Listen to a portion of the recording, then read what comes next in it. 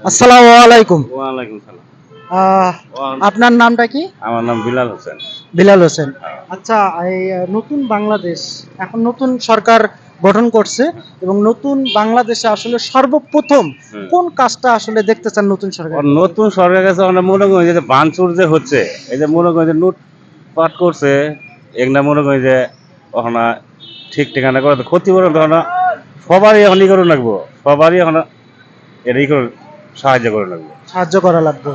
এখন নতুন সরকার আসলে সর্বপ্রথম যে বাংলাদেশের ট্রাফিক পুলিশ নাই, কোথাও নাই। এগুলা আসতে যেটা ওখানে নিমন্ত্রণ আসবো, নিয়ে আইবো, নিয়ে আইনা নামাই লাগবো এটি।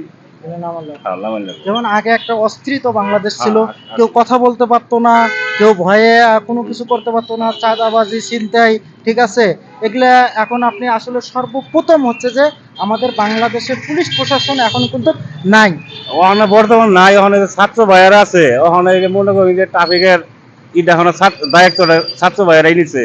এগুলো আন্তরিক ধন্যবাদ, আমি শুভেচ্ছা জানাই এগুলো।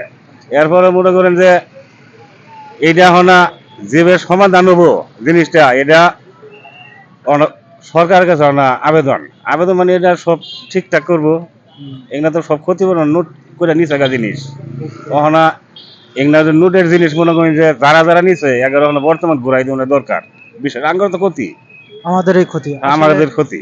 এটা আসলে যারা হ্যাঁ, ভাঙচুর করছে হ্যাঁ, এগারো। এবং এদেরকে ভাঙচুর করছে এবং এদেরকে দ্রুত সময় সংযোগ করে বিচার। হ্যাঁ, হ্যাঁ, বিচার হ্যাঁ, হ্যাঁ, ইনশাল্লাহ। ও অসংখ্য ধন্যবাদ।